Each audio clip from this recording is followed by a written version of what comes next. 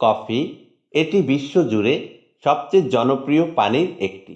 ক্লান্ত শরীরকে চাঙ্গা করে তুলতে, কাজের প্রতি মনোযোগ বাড়াতে কিংবা স্বাদ নিতে আমাদের অনেকেরই প্রিয়।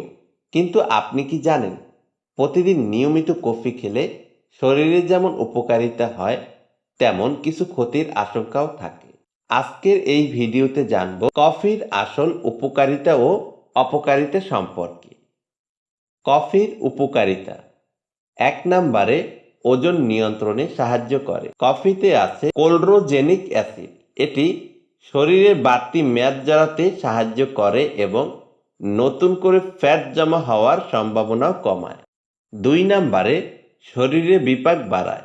কফি শরীরে মেটাবলিজম বা বিপাকীয় হার বাড়ায়, ফলে শক্তি বৃদ্ধি পায় এবং সারাদিন সতেজভাবে কাজ করা যায়। ৩ নম্বরে কাজে মনোযোগ বাড়ায়। বিশেষ করে কালো কফি বা ব্ল্যাক কফি পান করলে সারাদিন অনেক বেশি সক্রিয় থাকা যায়। এতে অতিরিক্ত ক্যালোরি বার্ন হয়, তাই শরীর চর্চা শুরুর আগে ১ কাপ কালো কফি অনেক কাজে লাগে। ৪ নম্বরে অতিরিক্ত পানি বের করে দেয়। কফি একটি প্রাকৃতিক ডাইইউরেটিক, মানে এটি শরীরে জমে থাকা অতিরিক্ত পানি প্রস্রাবের মাধ্যমে বের করে দেয়। এজন্য কফিকে অনেক সময় বলা হয় ওয়াটার ওয়েট নিয়ন্ত্রক। এখন জানব কফি খাওয়ার অপকারিতা সম্পর্কে। যদিও কফির অনেক উপকারিতা আছে, তবে নিয়ম মানা না হলে উল্টো ক্ষতিও হতে পারে। ১ নম্বরে খালি পেটে কফি খাওয়া বিপজ্জনক। খালি পেটে কফি খেলে হাইড্রোক্লোরিক অ্যাসিড তৈরি হয়। এতে গ্যাস, অ্যাসিডিটি, এমনকি আলসারের ঝুঁকি বেড়ে যায়।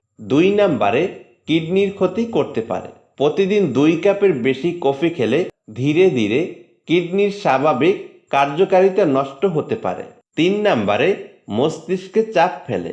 কফি যদিও দ্রুত শরীরকে চাঙ্গা করে তোলে, কিন্তু বেশি পরিমাণে খেলে এটি মস্তিষ্কের উপর অতিরিক্ত চাপ তৈরি করে, যার ফলে মানসিক অস্থিরতা ও টেনশন বাড়াতে পারে।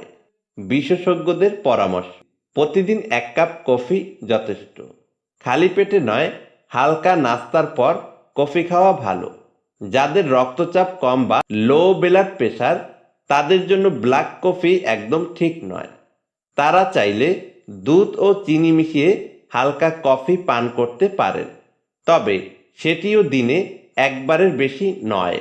তাহলে বুঝতে পেরেছেন, কফি একদিকে যেমন উপকারী, অন্যদিকে অতিরিক্ত খেলে ক্ষতিও করতে পারে। তাই সীমিত পরিমাণে কফি পান করুন।